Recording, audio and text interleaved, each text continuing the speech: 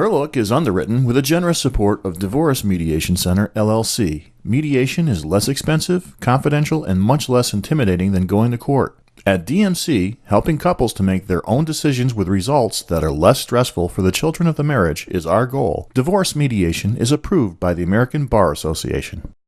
Her Look is underwritten with a generous support of Colin Morton, DDS, focusing on progressive dentistry for exceptional natural-looking results. Experience the knowledgeable, skilled care of Dr. Morton and staff as they bring your smile to its beautiful best. Colin Morton, DDS, progressive dentistry for generations. Hi, I'm Dona Frank with Her Look. Catch me with my interview with Lydia Kulbida at Yono's Restaurant coming up next.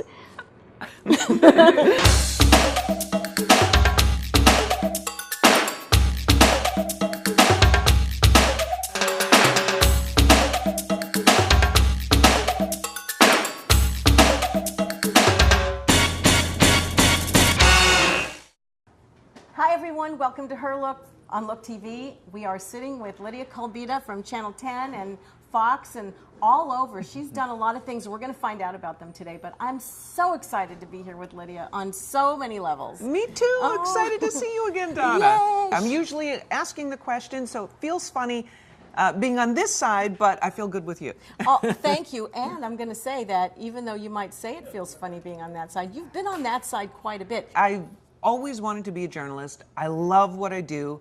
I'm lucky to be working with a great bunch of people who, the same way they seem on TV, that's what they're like in real life in the newsroom when we're working together. So it's fun to go to work today, and if that shows, I'm happy. Oh, that's awesome. Well, I'm going to go backtrack a little bit. Okay. So what's your maiden name? My maiden name is Zalutsky. Is that? It's Zaluckyj. So I always told, I was, when the teacher on the first day of school is going through the class list, saying who's here, and she gets to the last name, and it's Lydia Zalutsky, Z-A-Lucky J is how you spell it, and then we were fine for the rest of the year. And you are lucky, I think. I think you are, and you bring luck to other people. But, so you're Ukrainian. Yes. You grew up in a Ukrainian household. Yep, and I first believe, generation born here. Oh. I grew up in the Bronx. In the Bronx. And I think the fact that we were a tight-knit ethnic family, which wasn't the case with everybody who came over, who emigrated here. I think you either kept close ties in the language or you immediately assimilated and kind of forgot about the home country. But my parents and grandparents, uncles, we all lived, if not in the same house, right next to each other, and Ukrainian was spoken at home. So I didn't learn English until I went to school, and that helped to not have a Bronx accent, which would have been horrible in my future profession. Although you don't have a Ukrainian accent either. Yeah. I mean, there's just no accent, So tell me a little about your family, about your parents. I grew up, my mom was a school lunch cook. My dad was dental lab technician. He made teeth.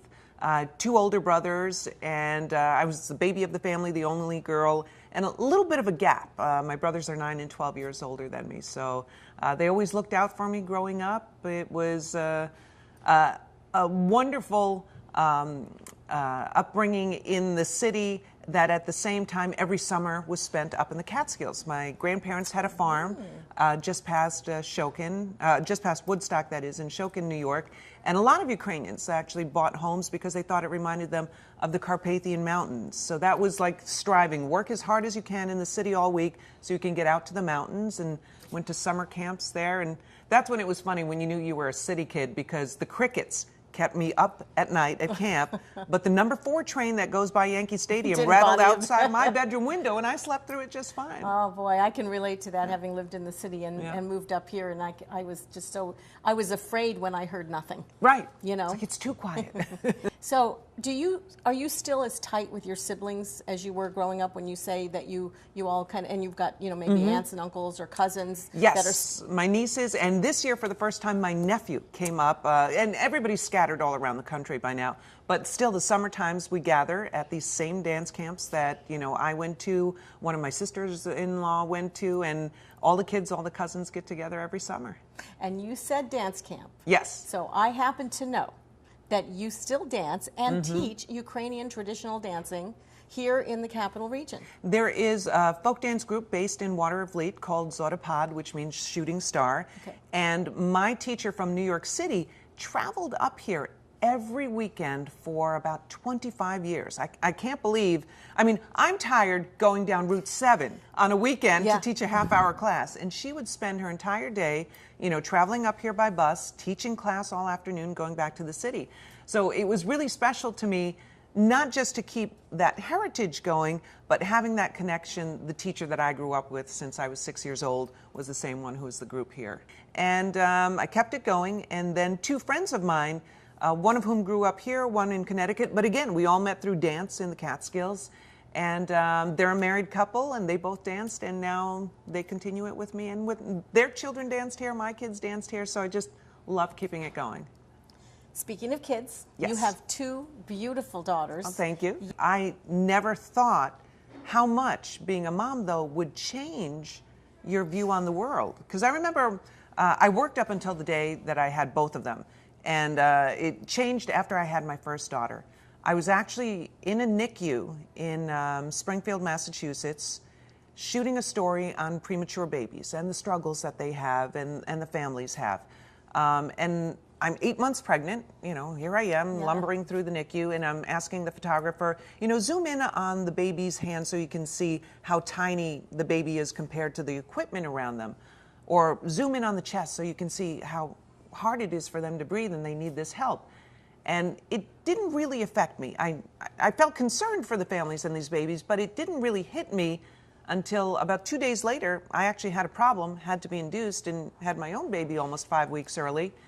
They gave me the tape to watch at home because it was a sweep story, and I was an idiot. I said, I'll still do it. I'll, you know, just send me the tape. I'll write the stories from home. Nothing. Nothing. No, nothing at all. I put in the tape in my VCR at home while I'm holding my baby. I'm watching somebody else's child now, the same child I had just seen in person, and cried.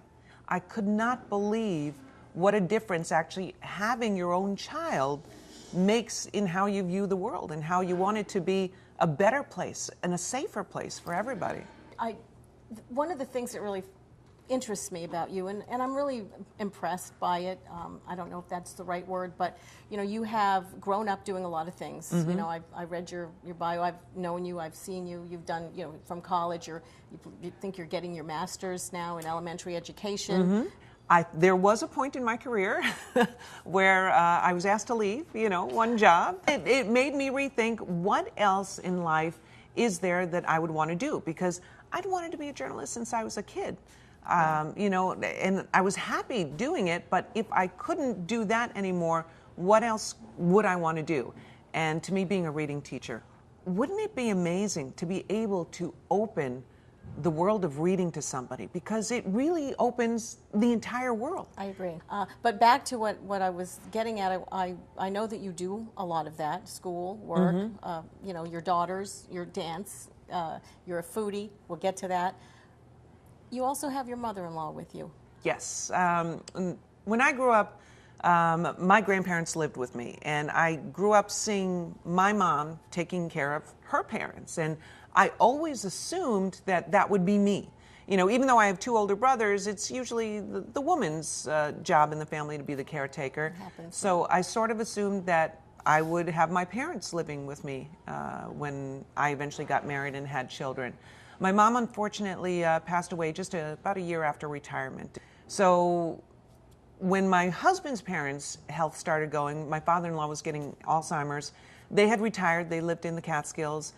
And I said, we can't leave them alone anymore. We had spent an entire summer driving down every weekend from the Capital Region to the Catskills. And I was like, we can't do this during the winter. And they moved in with us. It was great. You know, having the grandparents with your children every day is just an incredible experience to share stories and to have that closeness with the grandchildren. But eventually my father-in-law's Alzheimer's got to the point where it wasn't safe for him to be at home. He'd forgotten how to walk. One night he gets up, fell down, broke a rib. And my mother-in-law didn't call us, just kind of covered him up, and it was going to get him breakfast the next morning. I was like, okay, this is not safe, not good. And he was in a nursing home for a year after that. I drove her every day for her to feed him lunch. After his passing, it was very sad for her because they'd been married more than 50 years, and I called it divorce by Alzheimer's. You know, it eventually is what it had become at the end, because he couldn't remember her, he couldn't remember anybody. But, you know, after a period of mourning, she bounced back. She makes pierogies at our church here in South Troy. So, you know, which you do with a lot of the ladies, right? Yes, yes. Yes. That's fun to see. The couple of times a year that we do that, you know, I'm slinging 50-pound bags of potatoes and onions around because and taking orders online. Yes, and I know my place because I don't want to sit next to the ladies who've been pinching pierogies for 50 years because then tell me that I'm pinching wrong. So I pick the job that I can do, not the job that, you know, I'm going to get schooled for. And it's good that you're doing it, you know, with your mother-in-law. Yeah. I mean, and you said, you know, and it's really important to just mention that as women, as quoting, sort of paraphrasing what you said, that we end up being the caretakers. Yes. It just so happens that that is the way it is most of the time, you know. So you end up with a situation where you have an in-law or, you know, or a mother or father that you're caring for while you're working full-time, while you're still managing children, and while you still are trying to nurture a relationship. Where in there is time for you? There was none. You know, frankly, you know, when people say you can have it all, there's a commercial that runs, yes, you can have it all. And every time I hear it, I joke to Elise, I say, no, you can't. I feel like I've finally, over the past year, you know, once the kids are old enough, and now they're both away in college, yes, I can exercise, I can work out, I can do it. We go out on date nights now, you know. It's I know. Painting the town red. Yeah. But, you know, it comes in ebbs and flows, and that's how it happens. And, you know, this show is about empowering women and young women. So what do you think when, you know, what do you think are in the minds of young women like your daughters or my daughter or any other daughters watching us trying to do all of those things and squeezing out little bits of time? Do you think that they think that we're strong and independent and wonderful, or do you think that they're saying to themselves, I'm never going to do that? I think they admire what we do, but I sometimes wonder, am I setting them up for unrealistic expectations that, again, this is what you're going to have to do? You know, I grew up watching my mother do it that way, and she always put herself last, and I did the exact same thing. Hopefully, I'm trying to show them you don't have to put yourself last. I think I did it a little bit better than my mother, and I don't mean that in an arrogant way that I did it better than her, but I mean it better in that hopefully I took care of myself a little bit more along the way, and then hopefully my girls will take a little more care of themselves along the way as well too. Yeah, and I agree with you. I think that it's important that we recognize the ways that we can show our kids to have the same compassion for family, for friends, for job, for all of that, but still have time for themselves, but not to be too selfish either, you know. Right. And there is a balance there, Yeah. you know what I mean? And then I also know you love to travel with your family. I know you love to travel with your husband. So let's talk about that. Let's talk about what you do for fun. We've actually started using vacations as gifts. So, because really, what do you need? I drive an 8-year-old car that has 190,000 miles on it because I don't care. I just need wheels to get from point A to point B.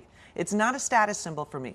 For me, I would rather spend my money that, you know, after you pay all the bills and you've got fun money, what are you going to do?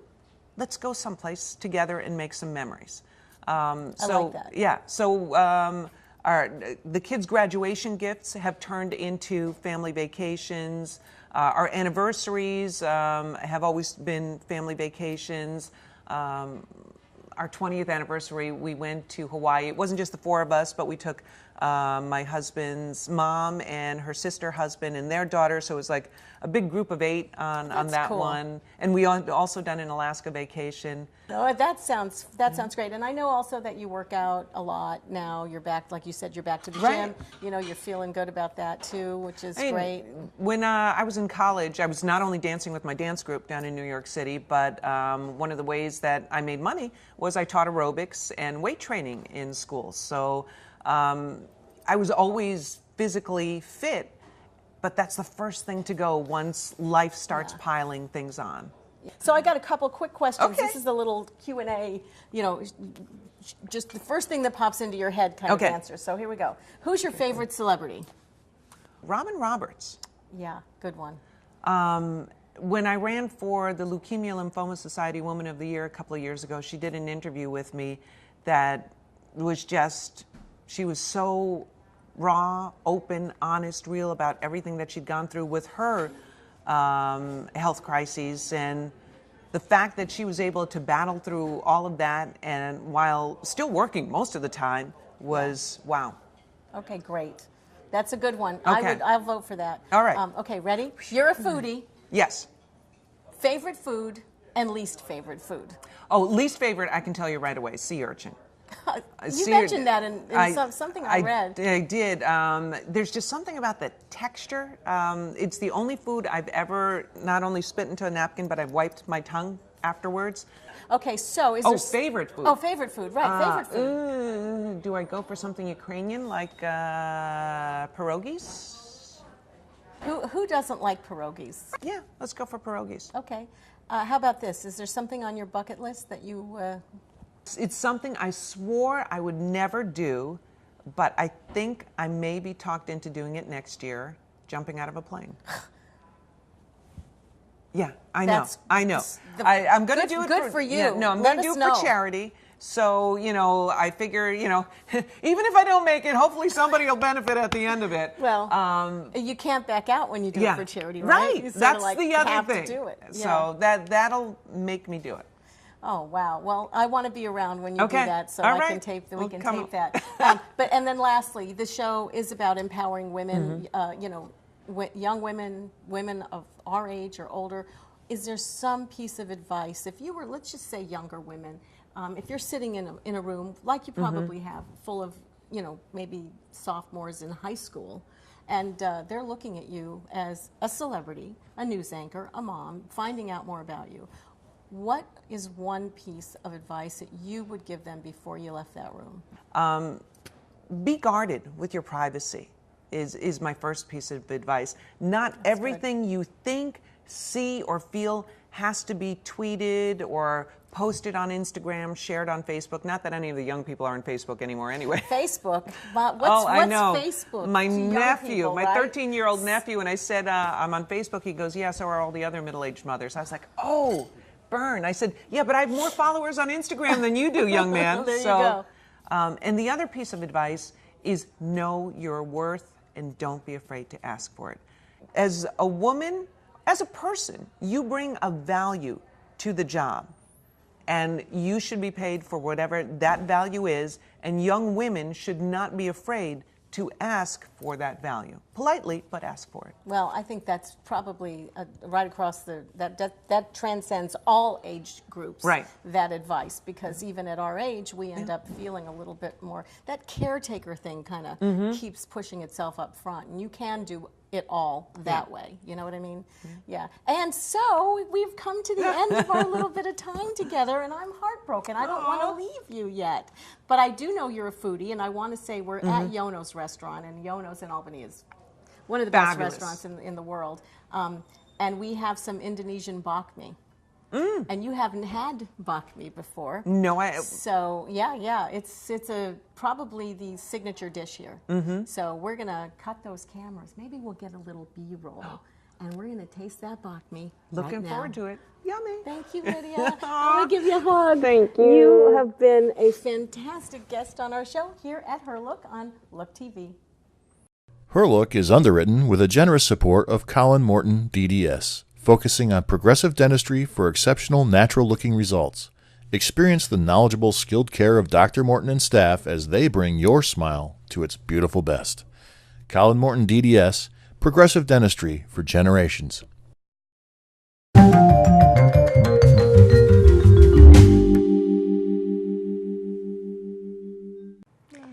So, what advice would you give seniors, you know, maybe your age or a little younger, when they decide they really don't want anything to do with new technology? For instance, you have pretty much mastered Facebook. Oh, really? No, I haven't. Thank you for saying that.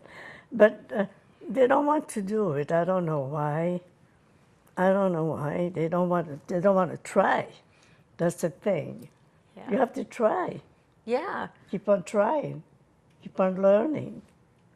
That's the best thing they can do. But listen, everybody's different. So. Do you like Facebook? Oh, I love it. I love Facebook. Hey, thank you, Mark.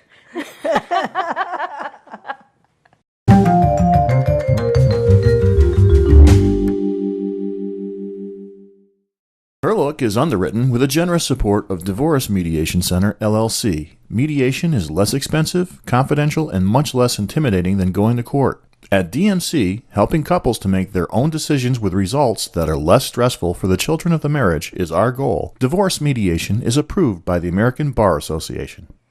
Hi, it's Princess Donna Frank today with Her Look, and I am with Miss Jennifer Marcellus and her beautiful daughter Scarlett, and we're at Miss Scarlett's Boutique in Saratoga Springs, New York. And I'm so excited to be here with you, Jennifer. You were the first call I made. Thank you. Yeah, you're welcome. I know about your past and how you got, to where you are, and I'd like you to tell us a little bit about how you got started being a native Saratogian and moving about as far away in the States as you could. Well, I was always interested in fashion and design, and I ended up going to college at Oneonta and did my last year at FIT with their 3-1 program. My parents weren't too crazy about me living in the city when I was 17 years old, so I don't think I would be either, so right? So I did it that way, and at FIT I was recruited for the buying program at Bergdorf, and but I decided to stay as a personal shopper because it was so fun. I had so many celebrity clients, and I had a really great time doing that. And while I was at Bergdorf, there were so many designer in-store personal appearances. It's the best store in the country. So from there I met Lola, who is a milliner, and I had done millinery when I was living in Saratoga in high school. And so I went to work for her, and then I left, and it brought me to San Diego, where I was the ready-to-wear buyer for the Chanel boutique for San Diego. Wow. Yes, which was awesome. Wow. Because then I got to travel back here to New York to do the buying trips. So I got to see my family and still live in great weather. Yeah, exactly. And then while I was there, a friend of mine was opening a children's store, and I had always done hat design and custom handbag design for a lot of my Chanel clients. But I had never done children's, and so she asked me to design some children's items, and I had no idea what I was doing, which probably made them totally different from everyone else. Yeah, because I had no clue, and I had no children. And so, unbeknownst to me, she took them up to the showroom they were buying from in LA, and then they wanted to meet with me, and I had 1 week, and I took a leave of absence for my job, and I made the line, and I brought it to LA, and they took my line, and before I had driven back to San Diego, I had an order from Fred Siegel on my fax machine. On your fax machine. Fax machine. Wow, that's great. I want to backtrack for 1 second. You had a lot of celebrity clients when you were at Bergdorf's. Who was the most famous client that you had? Let's see. Demi Moore was one of my clients. Wow, cool. Yeah. Wow, that's great. I am always fascinated with celebrities, and I know even here where you have your store, Miss Scarlett's Boutique, you have a lot of celebrities that come in and out, especially during the racing season. And I'm holding one of your bags because I'm going to have to take it home with me when we're done, but you've designed bags now too as well. But I wanted to ask you how you got started. I know I met your mom, Bonnie, at one point. She's really fabulous, and that she used to make patterns and sew for you just as a hobby when you were little. Is that what got you really interested? Yeah, she was always sewing, and my mother's just very crafty, and it was just something that we did together, and that's what I always did. I always made little crafts with my mom. I sewed, and that's how I learned. And so then when I started my business, it was like, oh my gosh, how do I use these industrial machines, Well, yeah, because that's a very big difference. Yeah. Yeah. And now that's the only thing I can use. So. Well, I don't think it's the only thing you can use, because when we met this morning, Scarlett, I asked you about your dress, and you told me you designed this dress last night. Yeah. You did? And who made it for you? Mama. And how long did it take her to make it? I don't know, maybe 25 minutes. 25 minutes? I can't even go to Marshall's in 25 minutes. Scarlett, how does it feel to have a store named after you? Really good. Did you tell anybody at school about it? Yeah. And what did they say? Well, today I told them that I was gonna go on TV. They were really surprised. And do they know what you do? Because maybe some of them have been here. I know one of the things that you and your mom do is you have dress designing parties for people, for young people. Yeah. You do that in this room here with all these wonderful trinkets and materials and patterns? Well, we did do it out here, but we do it in here sometimes. Mm-hmm. And you get real involved in that, Scarlett? Yeah. Are you getting a little shy? It's okay. Don't worry about it. It's totally okay. I get shy myself. So you're now designing kids' clothes. It's Jen Designs? Jen, I started that business in 1999 in San Diego. 1999. Yeah. I think a friend of yours was asking. Yeah, so she's the one that got me started with that, and she's the one that set me up with the sales rep. And I had my business out there in San Diego. I had my factory and warehouse until after she was born. And 2009, I moved back here when she was 5 months old and opened the store. Okay, so that's what brought you back. I know one cool thing is that you went to your mom, actually. Bonnie went to Caroline Street School. She you did. went to Caroline. And I go there now. And you go there now. And my Right. daughter went there. It's a good school. It's It a is a fun good school. school. But that's kind of neat. You went far away. You made a real big name for yourself. I know that one of the stories that we talked about, I'd love for you to share, has to do with Martha Stewart. Mm-hmm.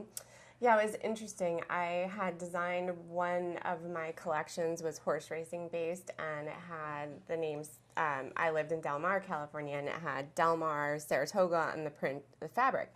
So a woman reached out to me from New York City while I was in San Diego, and she was the editor of Martha Stewart Weddings magazine, and she asked if I could do all of the flower girl dresses for her wedding, which turned out was at the lodge here in Saratoga, ironically. Can you believe that? How that works?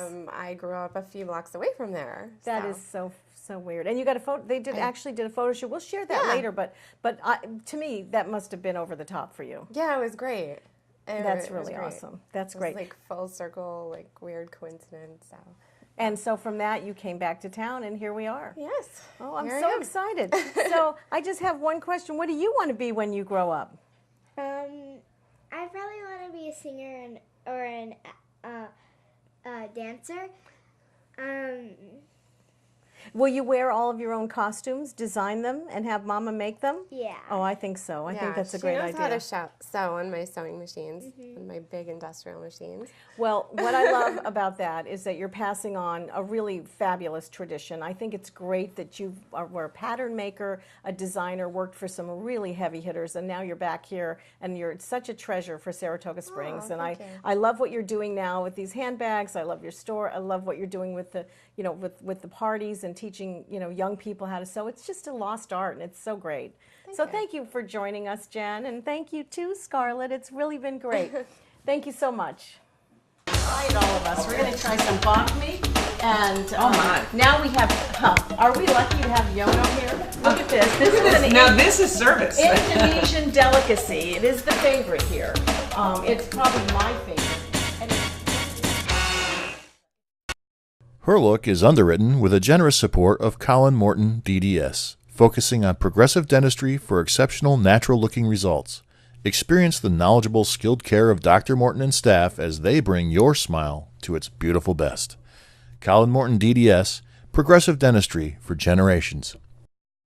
Her Look is underwritten with a generous support of Divorce Mediation Center, LLC. Mediation is less expensive, confidential, and much less intimidating than going to court. At DMC, helping couples to make their own decisions with results that are less stressful for the children of the marriage is our goal. Divorce mediation is approved by the American Bar Association.